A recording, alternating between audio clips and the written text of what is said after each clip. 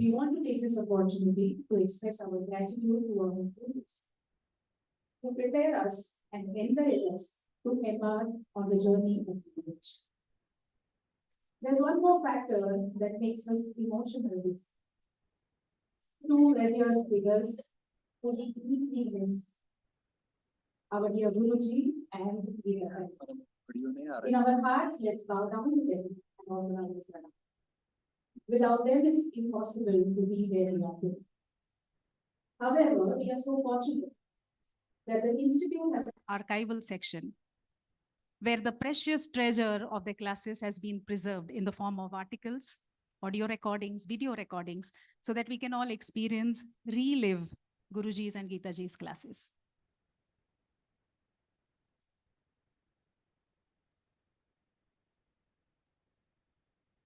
Can you all move inside? There's no place for people who are walking in right now.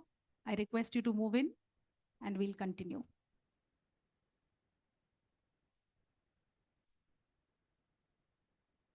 Don't leave gaps in between. Squeeze in, move in.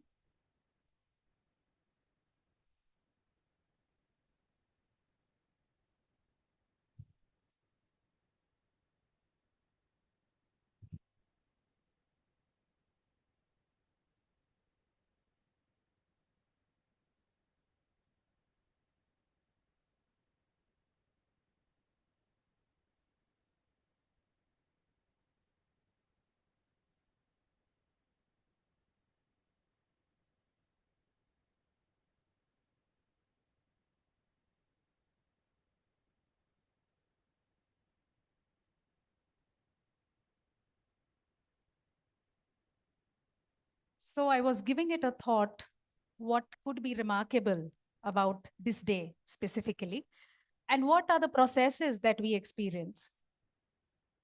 Is it like we top up the fuel tank so that we set ourselves on a new journey? Or is it like weeding or eliminating the field so that we are now able to grow a new crop, new harvest?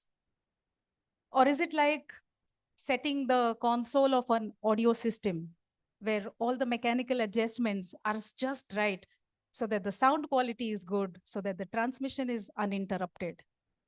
Among all these, maybe everything happens, and many, many other processes, infinite processes, which we cannot count, which maybe we cannot even articulate. Especially in today's world of AI, artificial intelligence, virtual reality, it's just fascinating how we are able to augment everything, almost everything. But the good news is that at the same time, in the same era, we have our gurus who bring to our notice realities and realizations that are within us, that are ours. Very recently, Sunita Tai took an entire class of inversions like Shirshasana, Sarvangasana, Viparitakarni, explaining how there is the locus of the sun and the moon inside us. How within our own body, a particular anatomical part can be the North Star, the Dhruvatara, or the guiding light when you're perfecting yourself in an asana. Our gurus have often emphasized on the Sthana Mahatmya, the importance of the locus of your attention, the importance of the locus while learning asana and pranayam. In physics, we often come across concepts like matter, universe. There is an observable universe. There is a whole universe. There are multiverse. It sounds like they are discussing something outside us. But here we experience the unfolding of our own universe, and that too in associated conditions. In so many innovative ways and through so many examples, Prashantji has often pointed our attention towards these associated conditions. It could be the body, breath, mind, as systems inside us. He has also coined so many interesting terms like euology, yourology, and these words Google doesn't identify. Believe me. Sir has so often emphasized that yoga is a subject of wisdom, and we are all blessed to be here to experience the same. On behalf of us all, I want to thank our gurus for being patient with us, for tolerating our ignorance, and more importantly, for showing us the range of possibilities and perspectives to work through. So I thank you on this day. And I now invite Prashantji on stage.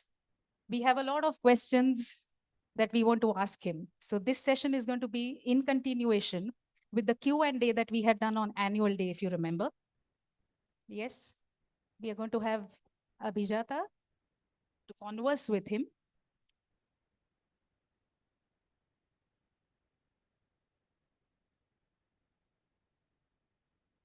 Come, Prashantji.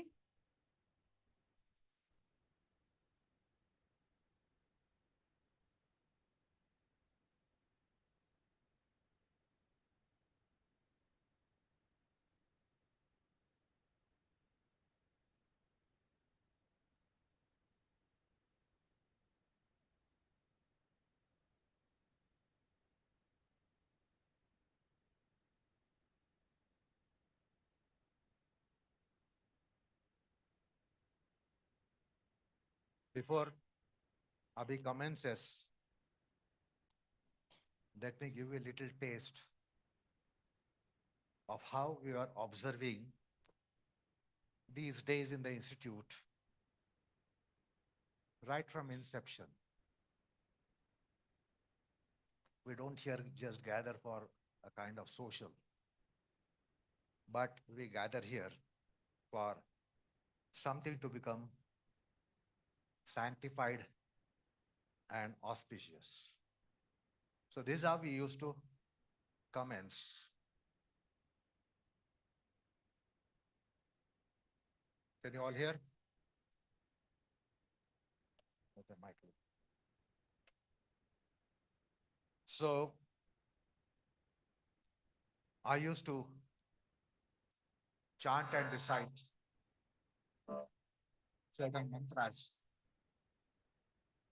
which have come from time immemorial. Time without beginning. So we are able to establish a link between very normal tradition with present day. So I will be chanting mantras, and one of the very important Shanti mantra to be chanted in spiritual pursuit is with reference to the Guru and Shishya. Sometimes you have to look into meaning of it.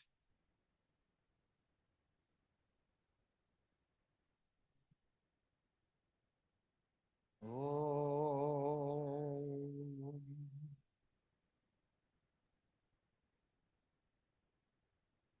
Sahana Bhavatu Sahanau Bhunaktu Sahaviryam Karavavahai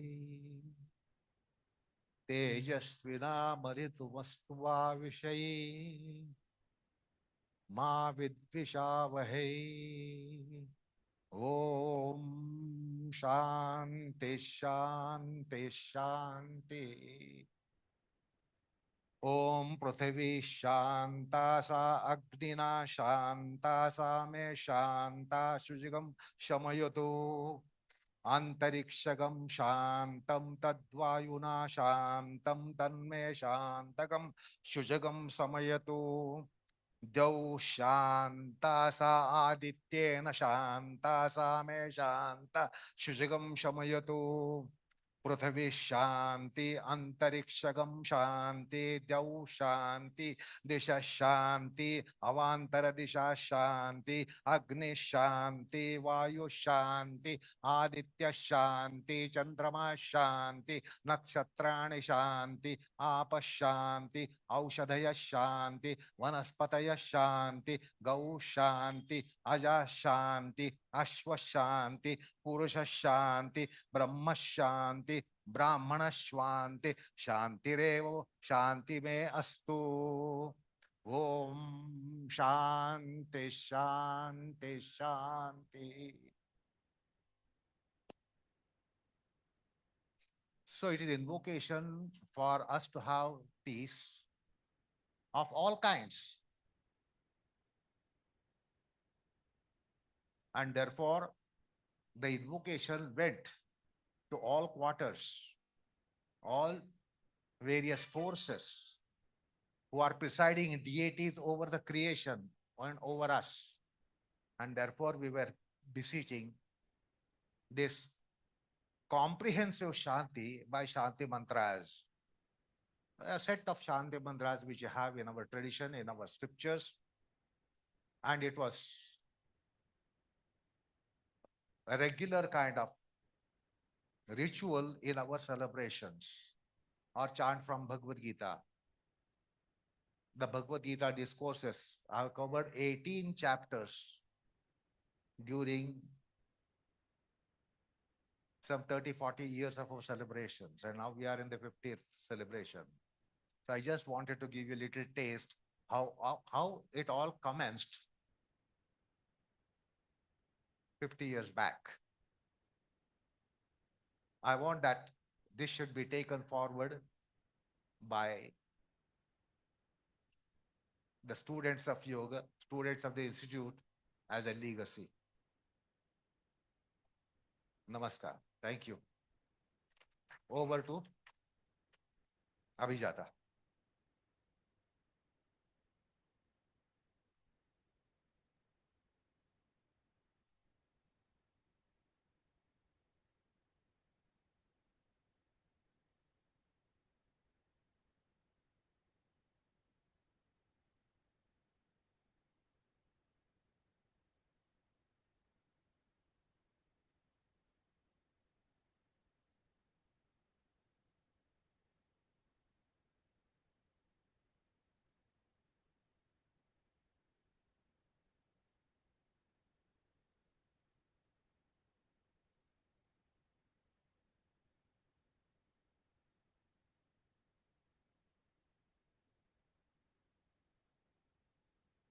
Asanas, with the learning of postures, at some point in time, there is a switch that happens and we move over to light on life.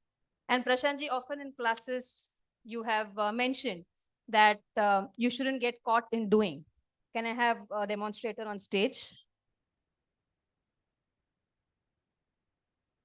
A couple of you can come for Parivritta Trikonasana.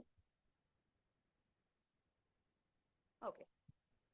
So if I can bring you back to a class feeling, keep your legs straight, rotate the trunk, open up your chest, move the shoulder blade, the bottom shoulder blade away from the spine, stretch the top arms up, cut the hip in, pull the kneecaps up, exhale and rotate. Are you able to recollect? Yes? Parivritta Parshva Konasana. Proceed, let your leg get into that tunnel and rotate further. Exhale, exhale until your entire chest faces forward. Even your abdominal region has to rotate. So cut the hip in and turn the abdomen. Inhale and come up. Now, in our understanding, doing the asanas becomes the means for us to learn the asana, a limb of Ashtanga Yoga. And we extend this to learning an asana as a means for learning yoga. And you often say, Prashantji, that yoga is not in the doing. Okay, so yoga is not in the doing, but learn. So I want to ask you, why do you consider learning and doing as starkly different from one another?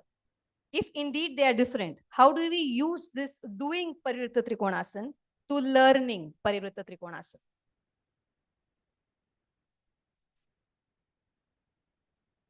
The doing of Trikonasana is an instructional process. The teachers will be incessantly instructing you and you attempt to do it. So you can figure out what is really concept of doing, particularly with reference to what we do in the classes or what we do as yoga.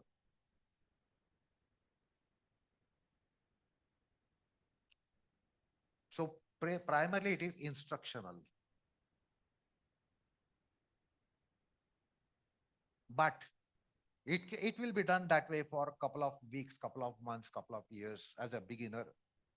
commences. It is all doing measure, and doing is a very primary aspect. And that's why you will incessantly get instructions from a typical Iyengar teacher, like AK-47, instruction after instruction after instruction after instruction. So that gives you a kind of feeling or idea that it's all ultimately doing.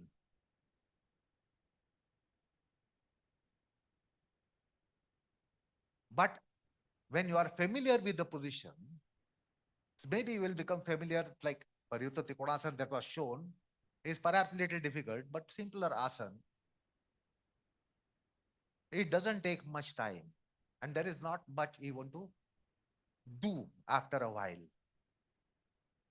Do Tadasana. So in Tadasana, take the arms up, Parvatasana hands, Parvatasana hands. So if Tadasana we embark upon explaining and making you do and making you identify what is to be done here and there, from the soles of the feet to the palms on the top. So we can articulate what he's doing and what he's doing, but how long?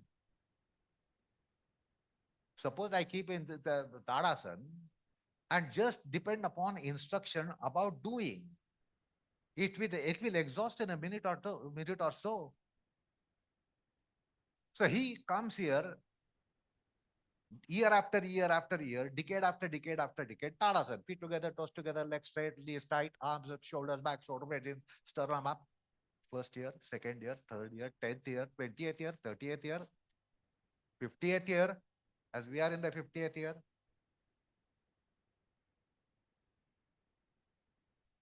So it's not just doing, because basically it's a yoga.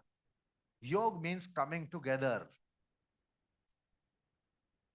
Now, coming together is totally a different field of operation.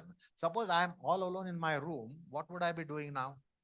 Suppose you are all in back home now, what would I have been doing now? Put a question yourself. But when we have gathered here, the togetherness coming together here totally changes our field of activity. You are not doing now what you would have done back home. I'm not doing what I would have done back in my room. What am I doing here? So when we come together, it's totally different field of operations, activities, field of activity is totally different. Now, where is the yoga here? So, observe. So it's not just doing, which will end up in instructions. Feet together to arms pulled and pushed, etc., etc. How long? Now, it is not just in doing. Yoga is not in doing, because primarily we should bring to notice to the student at some time, not on the first day. Not on the first day, but at some stage that it's a composite activity. The body, mind, breath are coming together. Now, you cannot imagine that he is looking what is in front of him. There is one or two or three, four persons in front of him. He's not looking at them. He should not be looking at them. He's not supposed to look at them. What are the eyes supposed to do? The eyes have functioned internally. Eyes are coming internally. So eyes are doing something within himself. Not a visual activity, but eyes are having a cognitive activity. So eyes are able to feel the back. Eyes are able to feel the legs. Eyes are becoming Gnanendriyas, which is the concept in our language, and it is rendered as Thatali. It is rendered as cognitive visual organ. Eyes are not just visual organs. We say Gnanendriya. What is Gnan? Is the Gnan only vision? Is the Gnan not hearing? Are you not hearing me and getting some Gnana? So we call it Gnanendriya, not a visual organ. So basically, the teacher should make student identify at a ripe and right point in time that it is not just doing. Once again, arms up. So he has to identify The body is involved, breath is involved. It's not just posture that he is doing, which I have often said in the classes. It's not just posture that he is doing. The breathing is also typical. Now, your breathing and his breathing is different. Your breathing is not functional. You are just breathing to live and be living. He is not just breathing to live and be living. He is using the breath to be active. The breath is addressing, the breath is used, breath is applied in what he does. So the body breath combinations are coming. The mind, what is your mind? Your mind is at me. Hear what I say and try to comprehend, decipher what I say, understand what I say. What is his mind doing? His mind is supposed to be drawn, half of the mind drawn inwards, because he is demonstrating. He has to have one ear on me. He can't say, I will have no ear on you. He has to hear me, but he has something to do internally. Ears have something to do internally as Jnanendriyas. So it's a composite activity of body, mind, breath, senses, speech, psyche, awareness. They all come together. That's why it is yoga. So what is there to learn? So he will learn how the arms are working for chest. Can you identify? Pulling the arms pulls the chest. Why are you pulling the chest when you're pulling the arms? Don't pull the chest, pull the arms. Is it possible? So I will say pull the arms up. I will say pull the arms up. But fact of the matter is that when he pulls the arms up, the chest is pulled up. Did I say pull the chest up? I did not say. So invariably, when the arms are pulled, the chest is pulled. When the arms are pulled, the back is pulled. When the arms are pulled, the abdomen is pulled. When the arms are pulled, the pelvis is pulled. Take the arms down. So the learning is about these dynamics. What does the body do for body? Limbs for trunk and trunk for limbs. What do the soft tissues do for hard tissues and hard tissues for soft tissues? Hard tissues means bones. Soft tissues means skin, flesh, muscles, etc. So what is learning here? Once again, I'm done. So he has to identify what the soft tissues are doing for hard tissues here, what the hard tissues are doing for soft tissues here. So attention should be drawn to that. What do they do? What is their interaction? Yoga is coming together. When they come together, they interact. So soft tissues here, hard tissues here, soft tissues here, hard tissues here, soft tissues here, hard tissues here. They are working on each other. They are trying to complement each other. They are trying to subserve each other. They are gotten work. They get done the work. They are gotten done by each other. This should be identified. This is something to learn. What is the inhalation doing? I say, stretch your arms. Now, the stretch of the arms is typical when I say, along with exhalation, stretch your arms.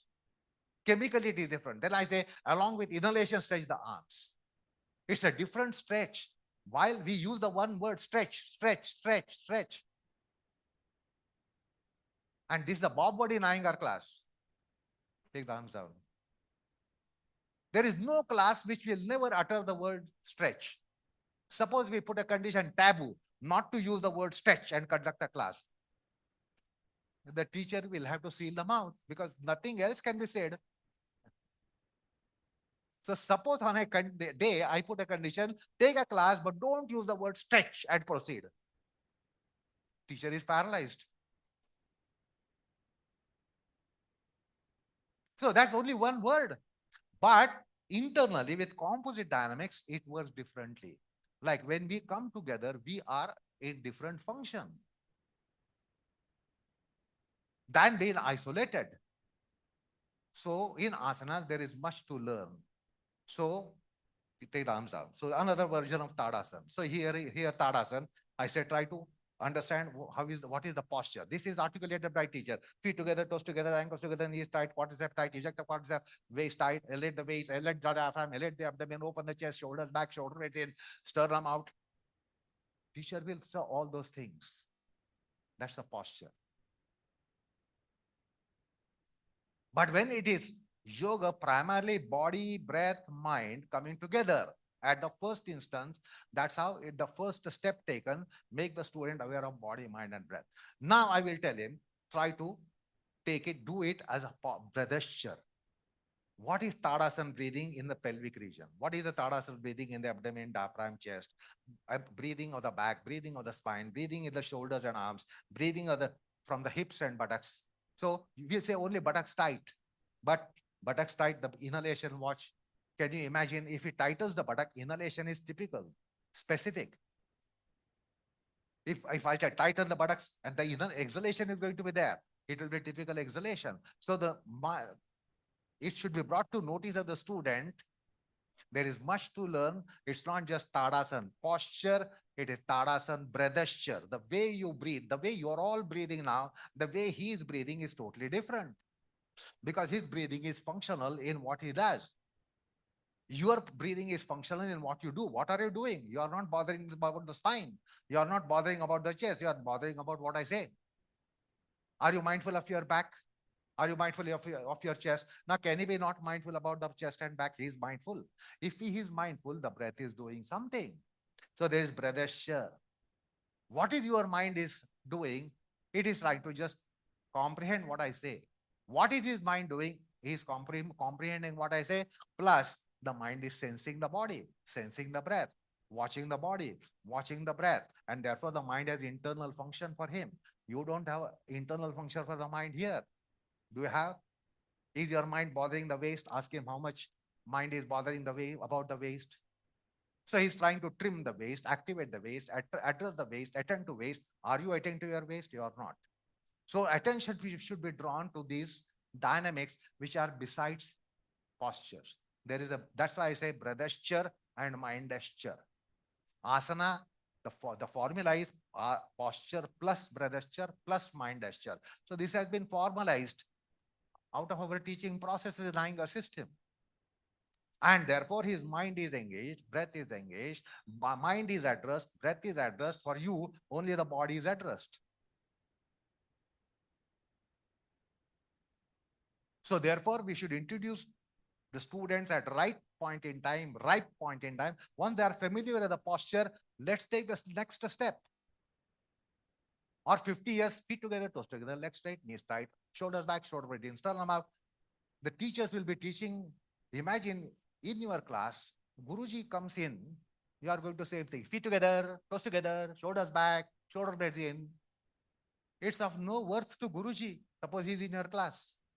You need to be telling something else. So posture, breathasture, mindasture. There is much to learn. Interaction of the spine with the trunk. Interaction of the spine with the limbs. Limbs and spine, spine and limbs. Limbs and trunk, trunk and limbs. Soft tissues and hard tissues and soft tissues. Anatomical body and skeletal-muscular body. Skeletal-muscular body and anatomical body. So they are all interacting. So attention should be drawn to that. And that is learning. It's not what is there to, what does it take to learn feet together, toes together, shoulders back, shoulder regions, chest up and back, concave. What does it take there to learn? It's just to do. So I say back in. So shoulders back and back in. Turn that way. So shoulders back, back in. He has done. He should see what the back does. He has to sense what the back does rather than the drooped back. Now I said shoulders back, shoulder blades in.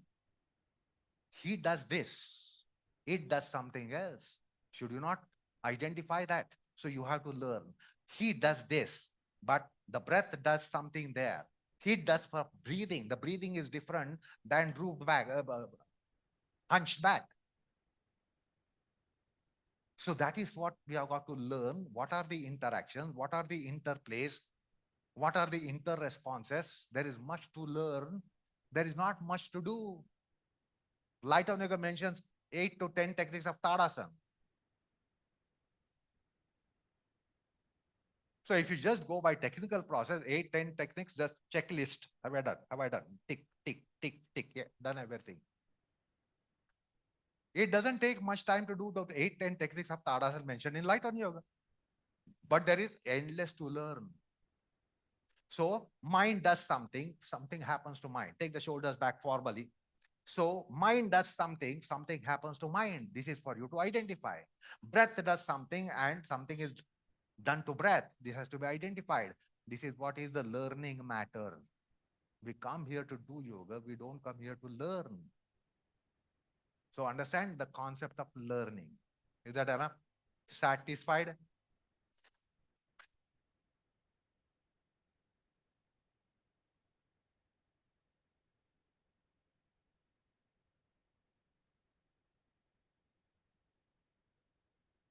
Once, when delineating anger yoga, you mentioned that through this body we can access the mind, and you did that again now.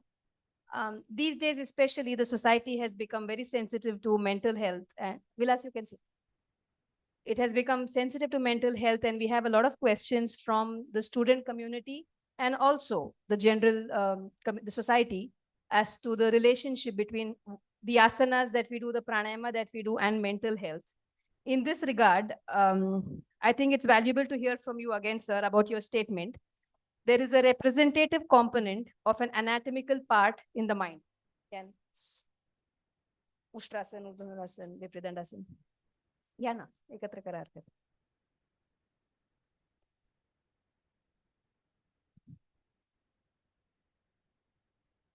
So you were talking in class, for instance, about the shoulder blades one day. Shoulder blades into the body. Ascend your, open up your chest region.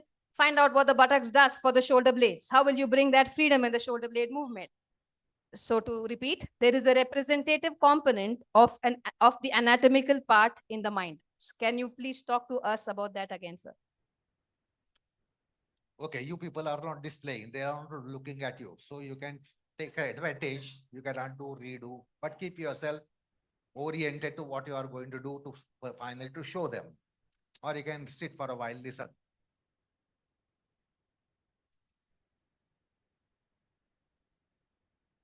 See, this is me. I have a body, I have a mind, I have a breath, I have senses, I have psyche, I have consciousness. Therefore, what do I say? My mind, my body, my breath, my senses, my psyche, my consciousness.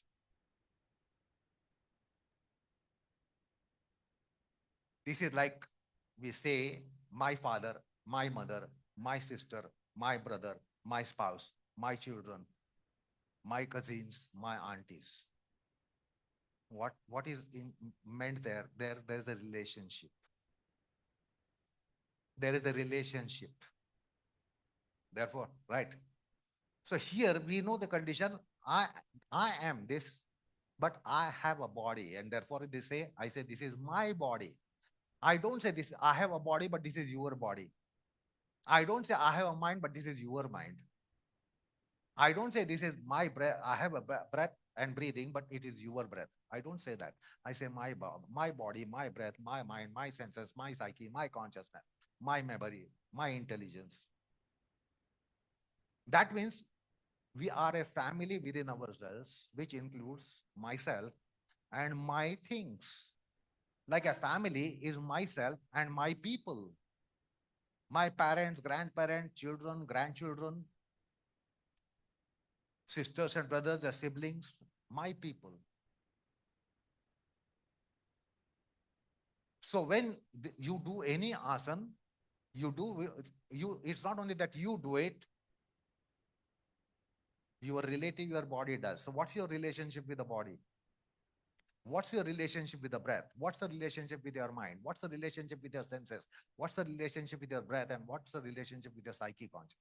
There's a relationship.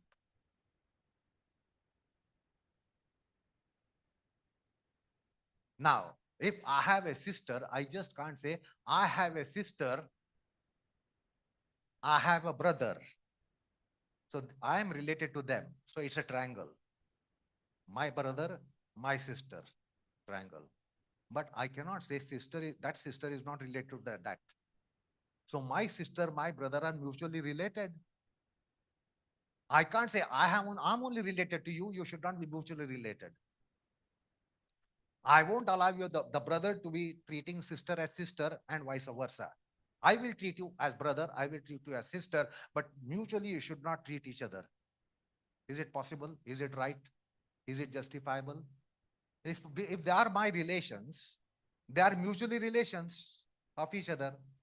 I have to allow them to express their relationship, manifest their relationship, actualize their relationship.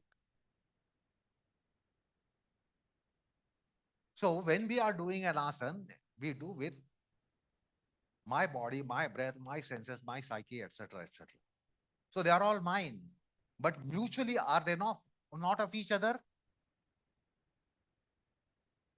So as my brother and my sister are mutually related, it's not possible that they are not mutually related. But I'm only related to them as sister and brother, and they are not mutually related. This is not done. This doesn't happen. So they are mutually related. So how will you allow the relationship between them to bloom and blossom? Now I have a mind, I have a body. Now the question was about the problem and the body-mind relationship. So suppose this is my body and I have my mind. That means the mind and body should be mutually related to each other.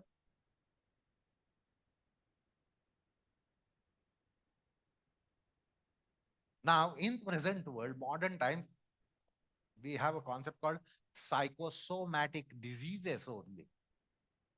What is psychosomatic disease? What is psycho mind? What is soma body?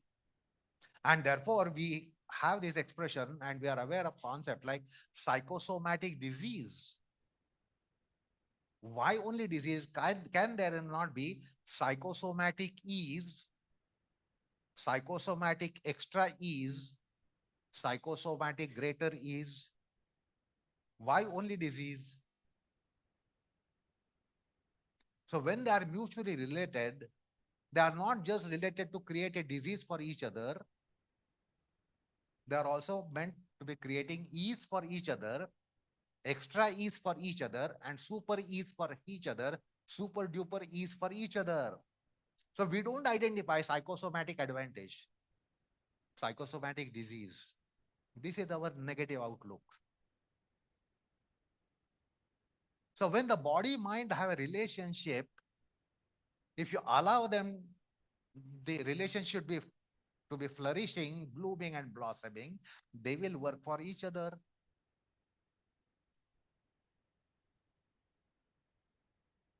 And in asanas, in asanas, you are supposed to open out the field for them to relate with each other in a proper way.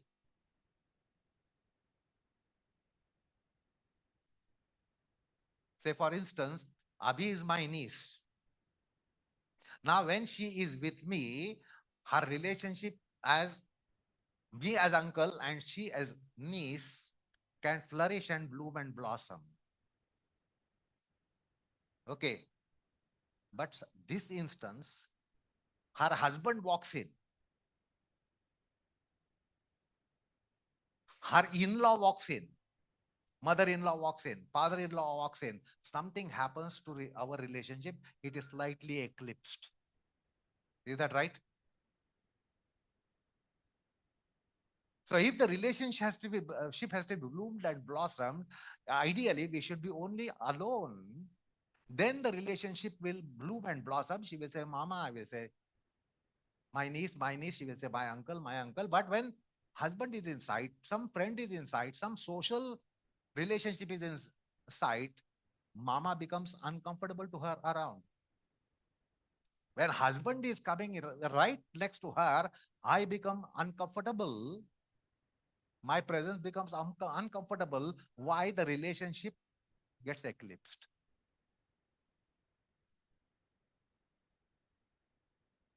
So for her to have relationship with her husband and in-laws and mothers and brothers and siblings or whatnot, a condition is required. So in asanas, we create a field that they are able to have their genuine, authentic, natural relationship within themselves. So it blooms and blossoms. If I'm 24/7 with her, the relationship between me and her is dampened, or between her and her husband or in-laws is dampened. If I'm 24/7 with them, she has a dilemma whether to attend to him or whether to attend to him. It becomes a dilemma. So in asana, we have all our relationship. This is the family container. So the family is in family setup. It's a house, home of all the family members, and they can relate them to each other wonderfully well. If they relate them genuinely, naturally, then the relationship will bloom and blossom and the advantages can be had. So in asanas, skeletal-muscular, anatomical, physical, corporeal, cellular body is related to mind, and the mind is related to them. So it's a homely condition for relationship. So asanas create a homely condition for relationship. And for relationship to bloom and blossom, we will need a homely condition. Take it in figurative sense. Homely, feeling homely. And not just have our home and we are in our home. Because within our home, we can be at cross, loggerheads, tussles, fights. So figuratively, homely condition. Not in one's own home, because we can be mutually, contrarily conducting ourselves. Many times so it happens, you don't want to stay at home, you want to go out. It is better to be out rather than being at home. So in asanas, we create homely condition for them so that they can relate to each other. Relationship will bloom and blossom. They will be able to have endowments for each other.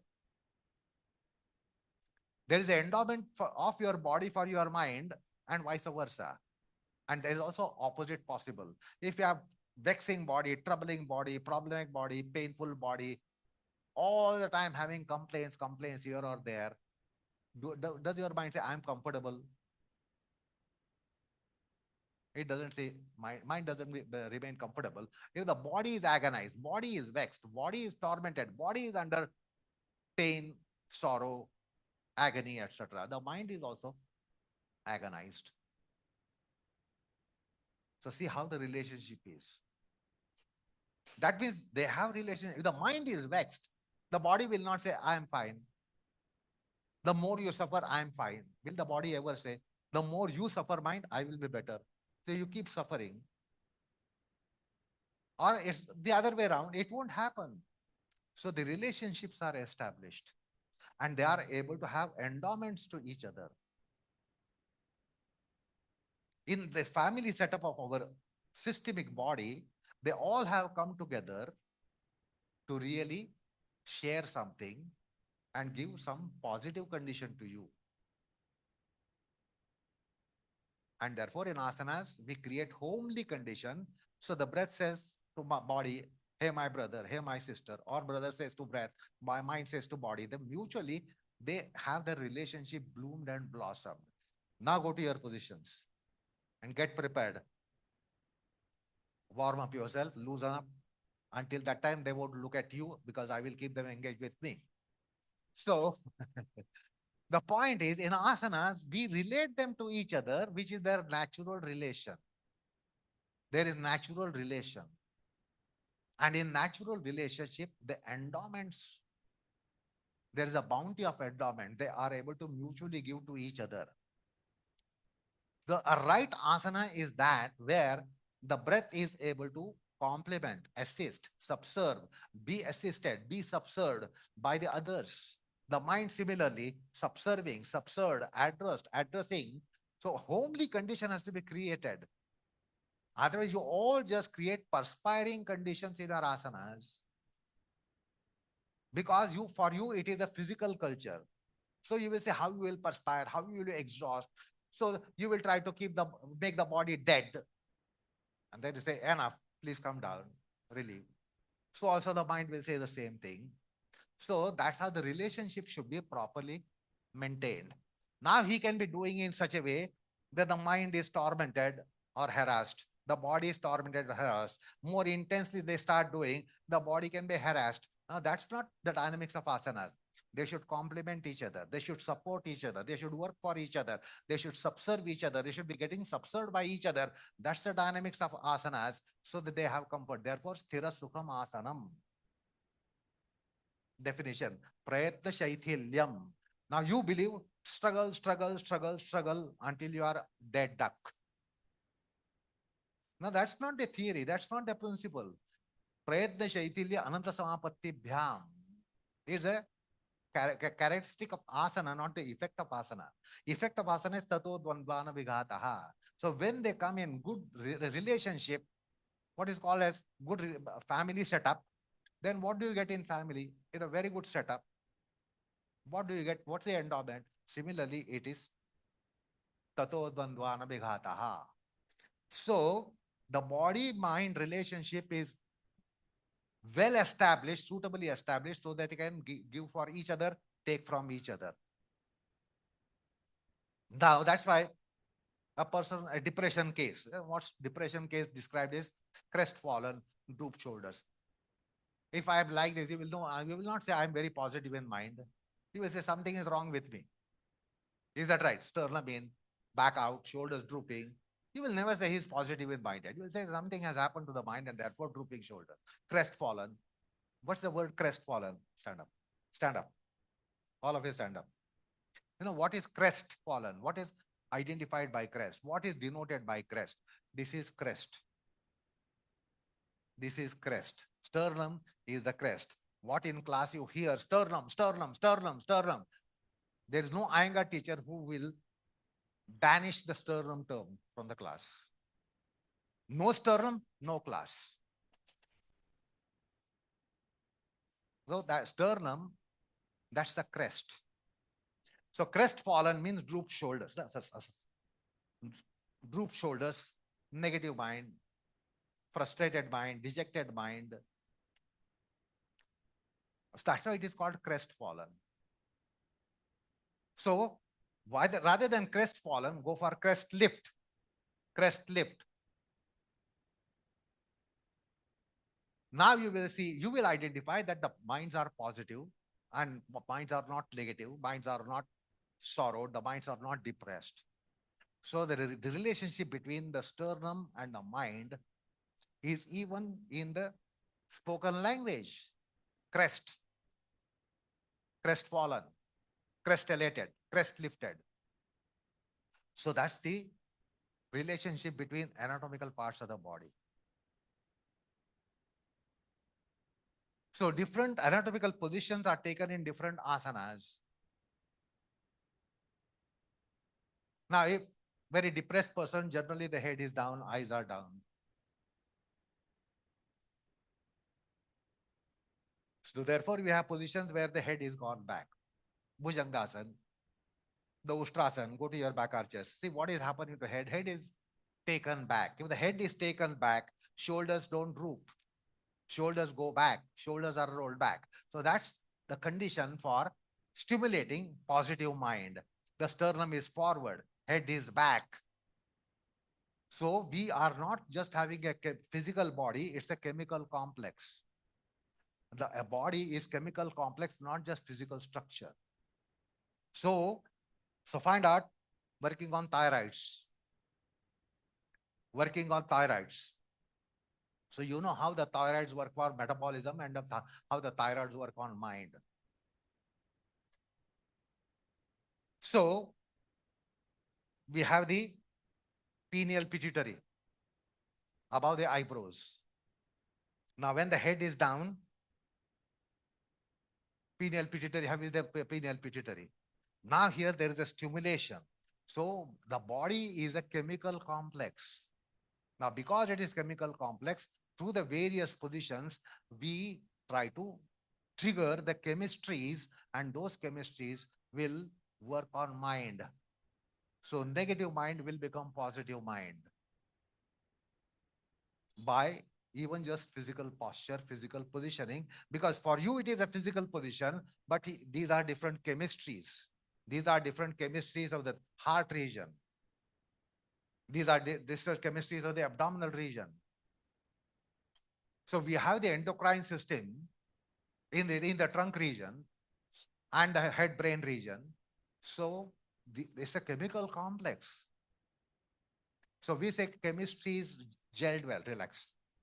So when it's a well-knit family, if the family has proper relationships manifesting, what do you say? The chemistry is matching in the family members. Is that right? That's a figurative expression that it's a well-knit family, well-gelled family. People are gelled together well, and therefore it will have endowments. So for you, it is physical body, and you get the impression it is physical body. Why? Bones, muscles, femur, quadricep, shin, shank, the shoulder, deltoid, trapezium, shoulder blade, sternum, back ribs, front ribs. So all reference to physical parts. Therefore, you think it is all physical. The fact of the matter is it is chemical processes. So this is what we have to learn. What is happening to chemistries? Now you do Ustrasan here and you do the Adhonka Virasan.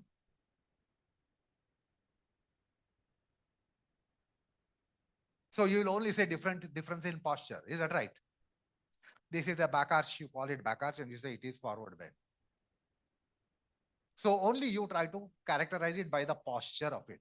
But understand what must be the chemistry of it. Here the mind is going to become positive because the back arches, you get electrified, you become more positive, you become more vibrant. Now there is no chance that he will become more vibrant. He will pacify. Why? Because this is one chemical process. This is another chemical process. This chemical process is prone to take you to passivity, quietude, and more de-dynamized condition, while he will be dynamized by this position. Why? It is because the chemistry. So our body is a chemical complex. So this is the learning. We have to identify the chemistry of our body, the chemical profile of our body. Relax.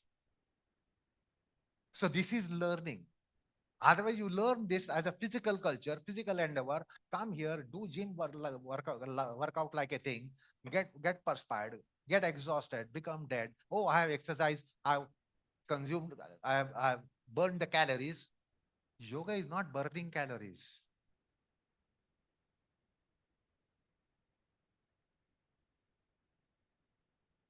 So you will not learn about the reality and the fact about the body.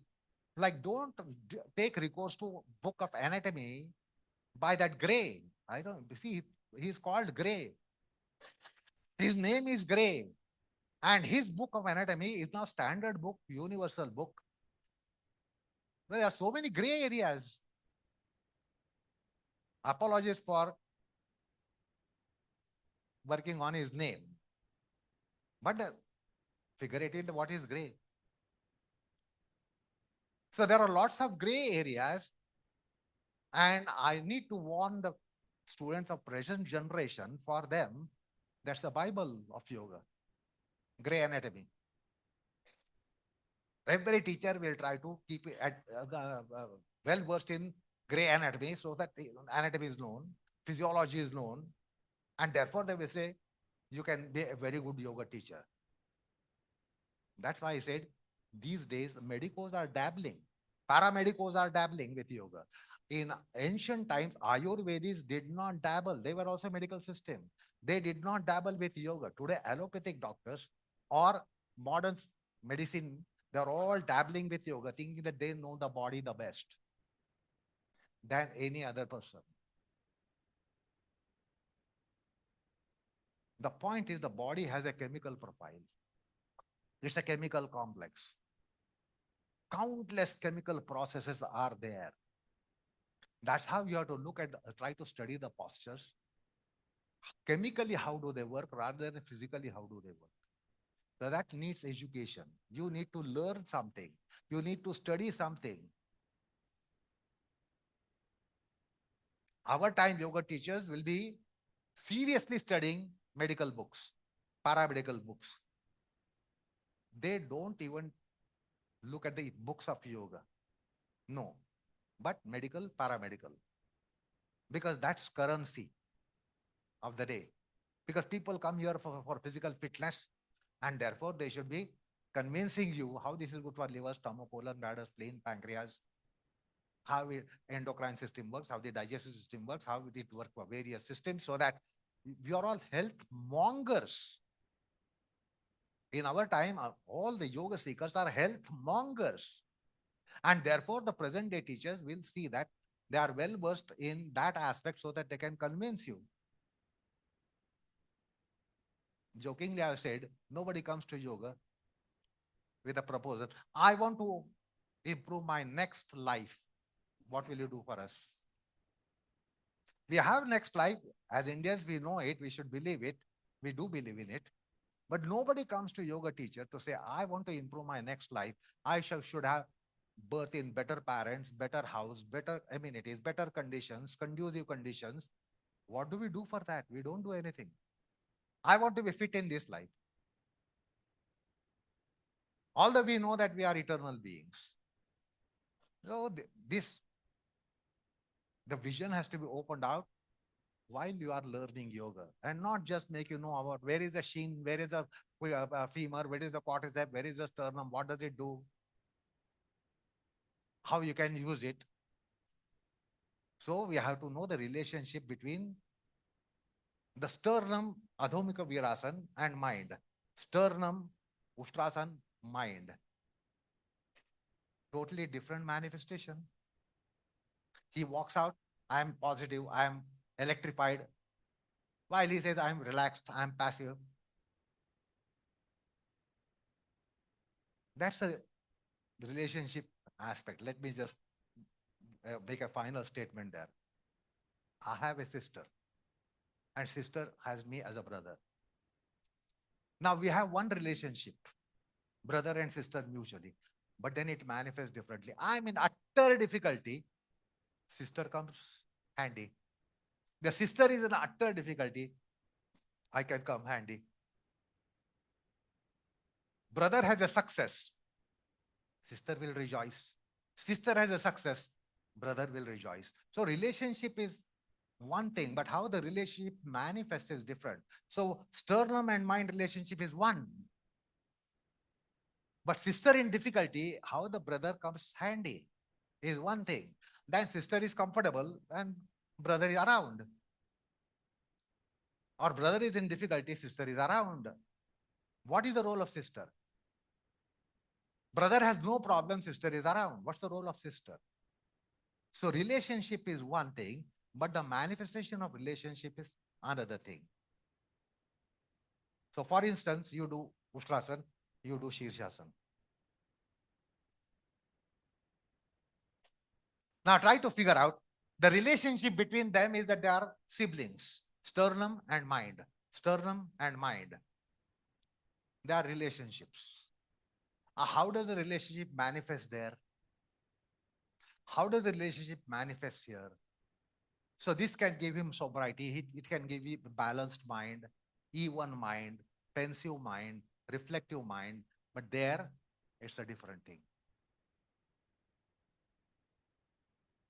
So relationship manifestation. So sternum mind relationship is one. Shoulder blade mind relationship is one. Spine and mind relationship is one. Shoulder and mind relationship is one. But shoulder mind, how do they relate? What is their mutual interaction? How they subserve and get subserved? How they subserve and get subserved? So different manifestation of relationships. We just cannot be having relatives. We must have proper manifestations within the relationships. If that doesn't happen, then that's not a well-knit family. When the sister is in trouble, the brother isolates. So it's not a good relationship. When the sister is comfortable, the brother is frequently visiting and considerate. But the sister in difficulty isolates. Is that a relationship manifest? No. Manifestation relation should be proper. So in yoga, the family, we have a family within ourselves and we try to improve the relationships and manifestation of relationships.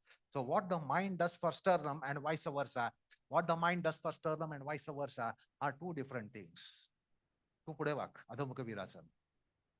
So what sternum does for mind and mind does for sternum is another thing. So in different asanas, we create room for manifestation of relationships. So there the mind will become quiet, serene, passive, relaxed, etc.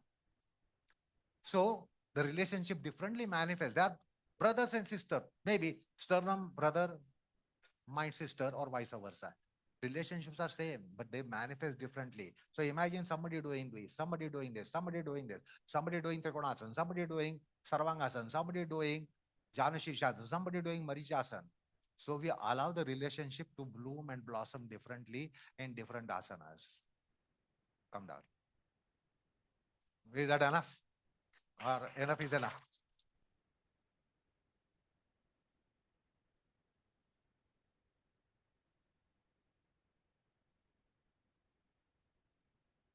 Can I request you to please check your mobile phones because you're not aware they're still ringing and they're vibrating. So can you please check?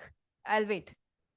Please check that your mobiles are on silent mode, your alarms are not on. I don't know who the alarm's for. For us? Okay. One of you backbends practice. One of you Janu Shirshasana. One of you Supta Baddha Konasana. Okay, so imagine each of us in any of these conditions, okay? Imagine this goes on for half an hour. So imagine your Vilas, you're doing backbendings for half an hour. Or imagine your Jyoti, you are in Supta Baddha Konasana for half an hour. Imagine your Shwetank, you're in Janu Shirshasana for half an hour. Okay, it could be any asana that you pick up. Now here, our notion would be that the one that is physically moving. So Vilas is most mobile of all of them. So we would immediately say that the most intense practice is by Vilas. Yes? But that doesn't seem justified, right? Prashantji, we would like to hear from you about what is an intense practice, because often, like you just said, there is perspiration and that is construed as being intense. But can you please tell us what is an intense practice? Intensity has two facets, which I have explained in the class. One is called intensity of form. The other one is called intensity of quality. So if you just look at the postures, now you will say there is no question of intensity here. While you do your Kapodasana or whatever, you will say there is scope for intensity. And this requires intensity, you will say. You will never endorse if I say that requires intensity. Is that right? Nor this requires intensity, Janu Shirsha. That means, first of all, we have to have probe what is our concept of intensity. So we will say she is restful. He is restful. He is not restful. So it all depends upon what is our idea of intensity. See, you can be intensely in a gym working intensely, but there can be someone who is studying mathematics, sitting against a table with a chair and table and intensely. Is it not possible to be intensely doing mathematics or studying mathematics? Is it necessary that you should go to playground or gym to be intense in what you do? You can be intense even in music. You can be intense in mathematics. You can be intense in gym. You can be intense in athletic ground, etc., etc. So they're all intensities. You can be intense everywhere. So intensity refers to depth of your negotiation. Now you do your Ekpadraj Kapot. Now I venture to make a statement that he has less scope for intensity, and I say she has more scope for intensity. She can be highly intensive in what she does. He cannot be in so much intensive because of the position. Because how long is he going to do it? 5 seconds, 10 seconds, 20 seconds, 30 seconds, 90 seconds, 100 seconds. Has been there for all the duration. So every asana has a depth of field. So different asanas have different depth of field. I won't say this asana doesn't have a depth of field. It has a depth of field. So he should reach that depth. I explore the depth. Here there is another depth of field.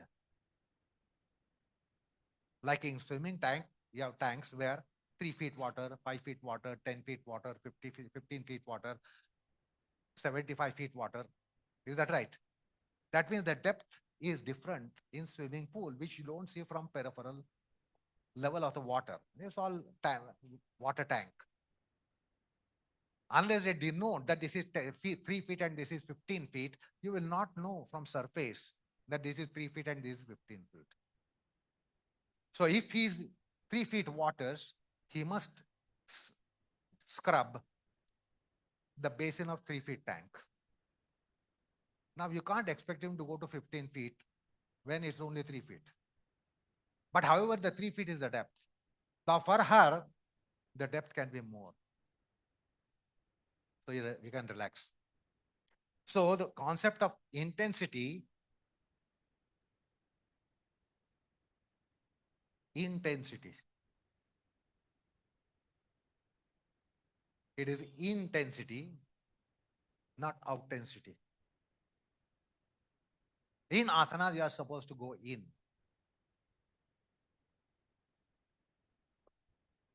So the intensity is not something that is apparent.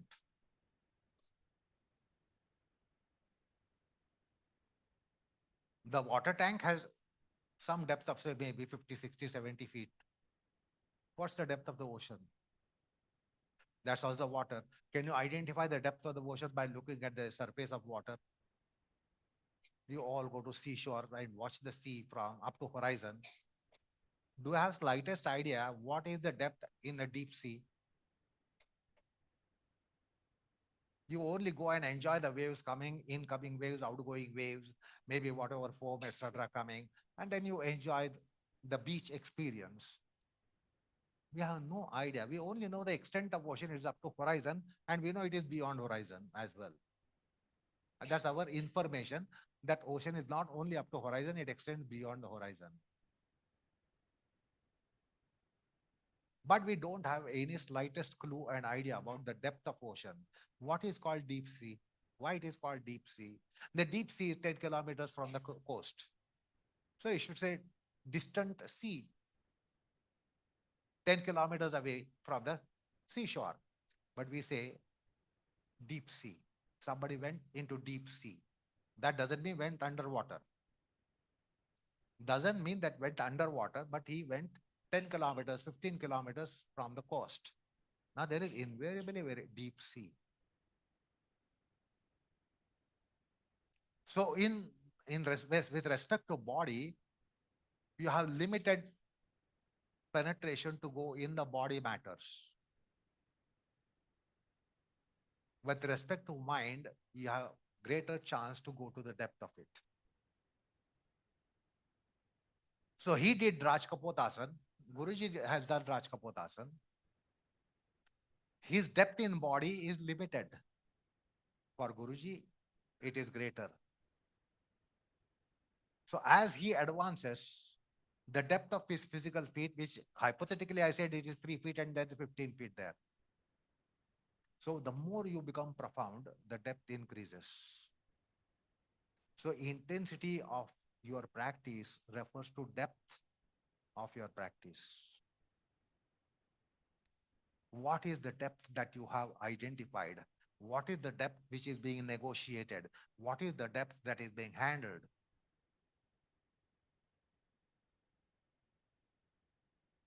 And therefore, there are two sides of the intensity, which is one is the form. So he does very good Raj Kapotasana. So Abhijata made him do Kapotasana. She did not ask him to do Kapotasana. Maybe he is better to perform.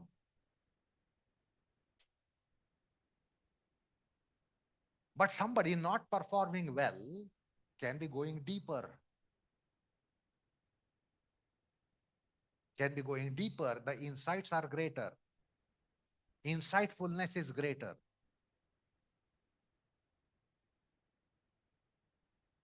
When we had our first annual of the institute, way back in 1976, we had given a demonstration here, myself even. Myself, Geeta, Shah, Pandu, and some others, we gave a demonstration. Now, I was then 26, 27 years of age.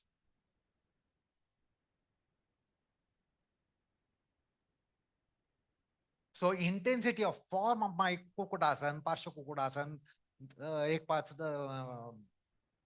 Kapotasan or ek path Vipridandasan, ek path Raj Kapotasan, form wise, intensity of the form was greater then because I was just 27. I was just 26, 27.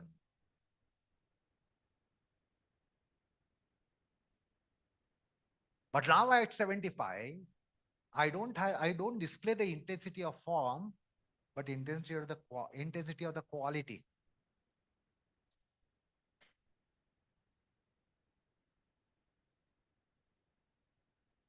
So compared to somebody veteran who has done 15, 20, 30 years more than him, the quality will be less with him. Intensity of the quality will be less. Intensity of the form will be greater. So when we did demonstration then, the spectators then clapped. Now, if I decide to do myself here, none of you will clap. You will ridicule. Because what you look for is intensity of form. You are all looking for intensity of the form and not intensity of the quality. So the more you learn about yoga, study yoga, experiment on yoga, the more you are studious about it, the more you are literate about it, you will get the depth in quality.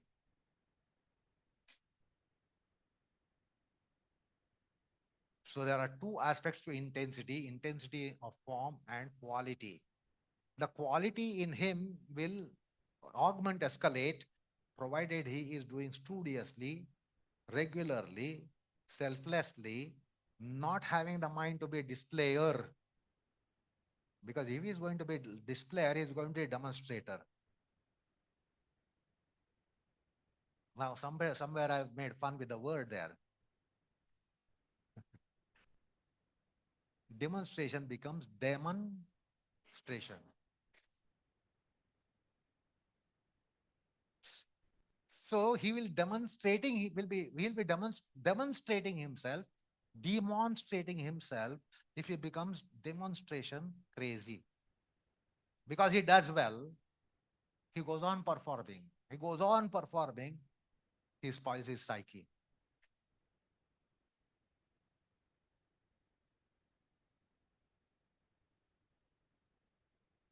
So somebody doesn't demonstrate well, so Abhi will not say you demonstrate.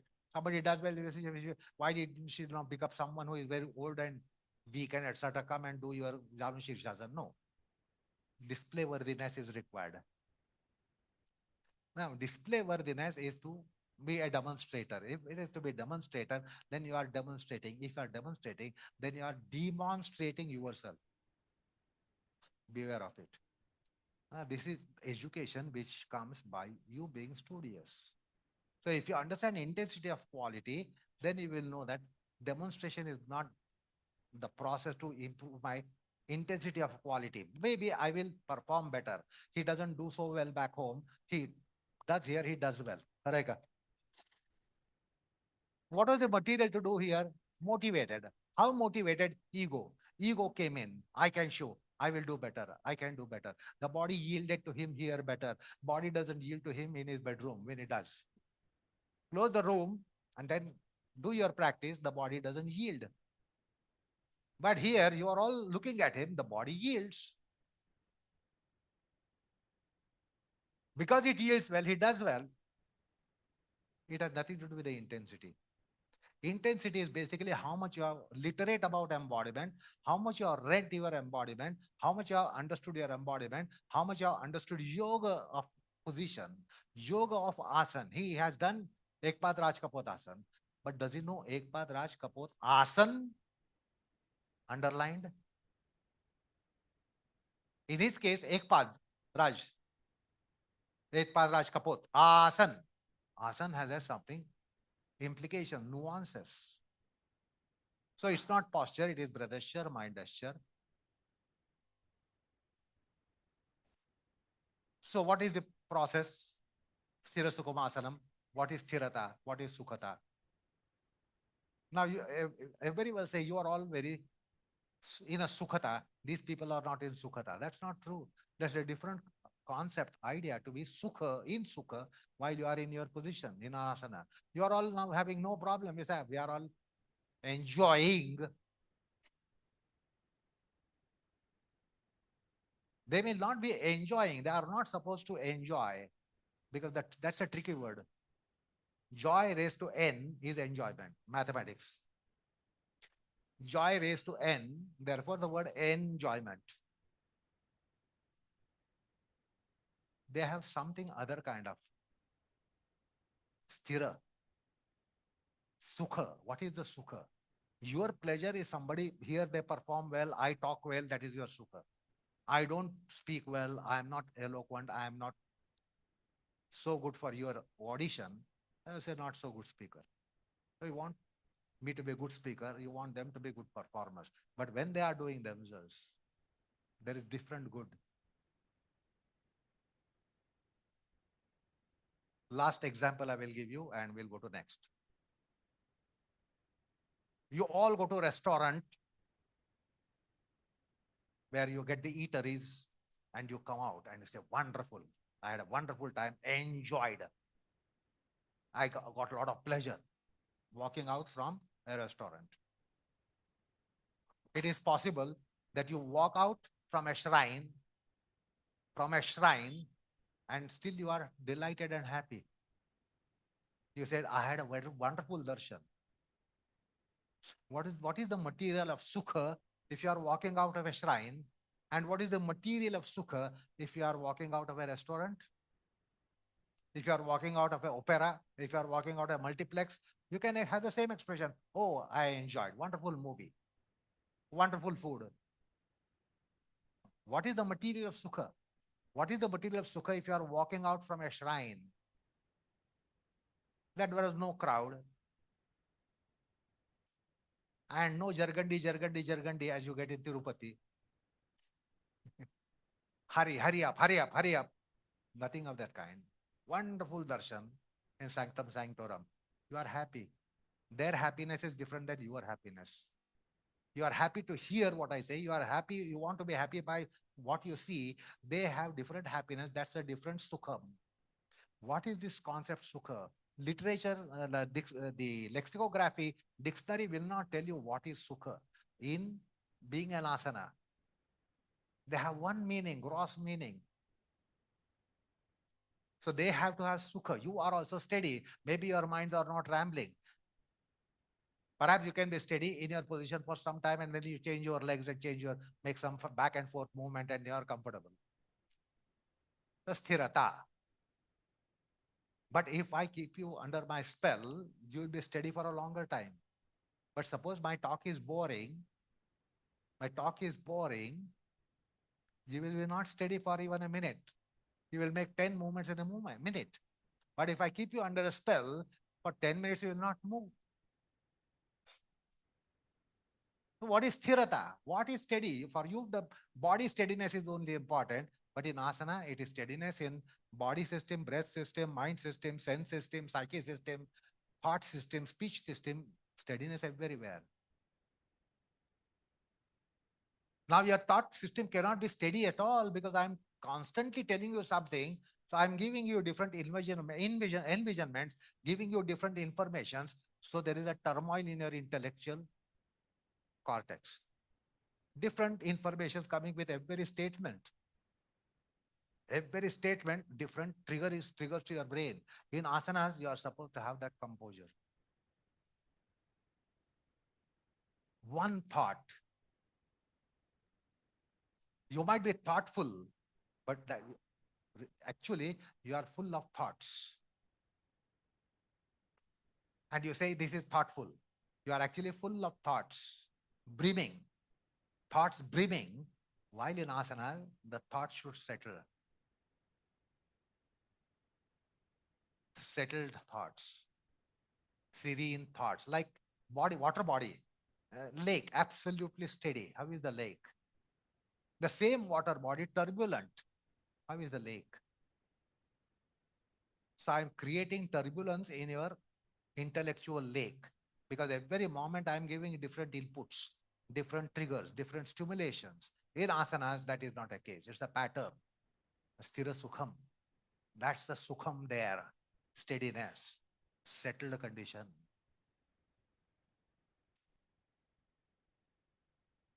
So when you are closer to the core aspects of asanas, or the core principle of asanas, or ideal state of asana, then that is intensity, which is both primarily in quality, and the form intensity is subserving the quality rather than the other way around.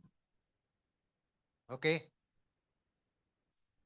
Somebody gave a signal to me. Good. Thank you. Yeah. Unfortunately, we are coming towards the conclusion, even though the questions are still here.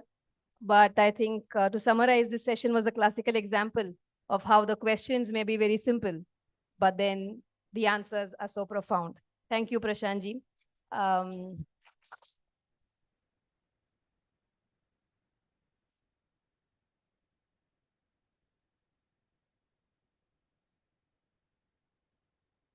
I think as a student community, we need to ask more questions. Yes? So the suggestion box is there downstairs. So feel free to put in your questions. We'll address them in some way in the programs and articles. So please feel free to overfill the suggestion box with your questions. Thank you. Over to you, Amruta. Thank you for your patience, although not being patient. So I request you to do a book release for us.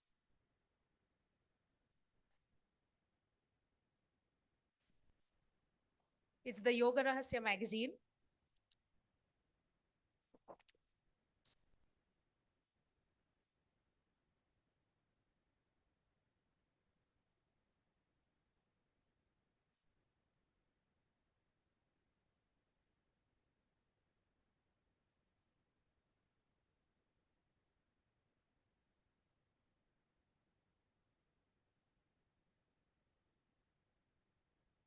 The verse here, Dhyana Moolam Guror Murtihi, Puja Moolam Guror Padam, Mantra Moolam Guror Vakyam, Moksha Moolam Guru Krupa. That's from Guru Gita, describing what is Guru and how the Guru should be. So we have such a Guru there. So you will be prostrating at this Charana Kamala of Guruji. So what it means that Dhyana Moolam, the Guru's configuration is meditative worthy. Puja Moolam Gurur Padam. The feet of Guru are worth worshipping. Mantra Moolam Gurur Vakyam. Every utterance of Guru is equal to a mantra. What is mantra? Mananat Trayate iti mantraha. That which is redeemer for us from mundane mire, mundane problems, worldly mire, worldly problems. One who uplifts, taranam. So that's what the Guru Vakya is. Moksha Moolam, Mantra Moolam, Gurur Vakyam. And then Moksha Moolam Guru Kripa. His blessings certainly have qualifications to give moksham, liberation, freedom. So this is the Guru Pournima issue. What is here is there. Or what is there has come here. So with that, I wish you all enlightenment on the eve of Guru Pournima, on the day of Guru Pournima and hereafter. Namaskar all of you.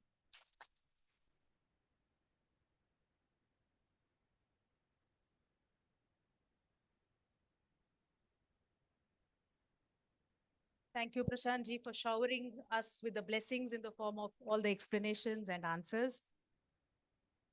You, of course, when we are going to leave, we can prostrate before the Padukas, Guruji's Padukas.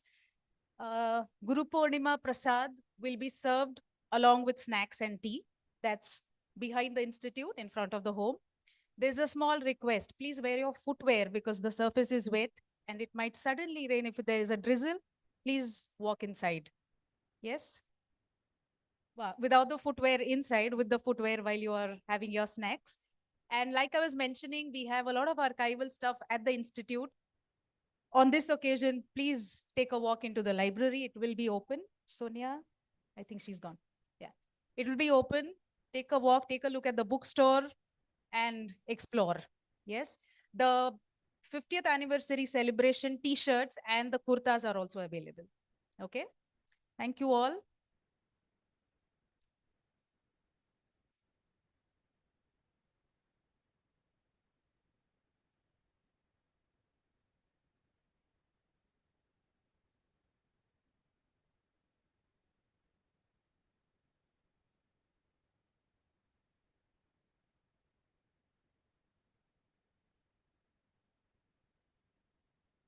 To walk out, no problem if you get up and move around now.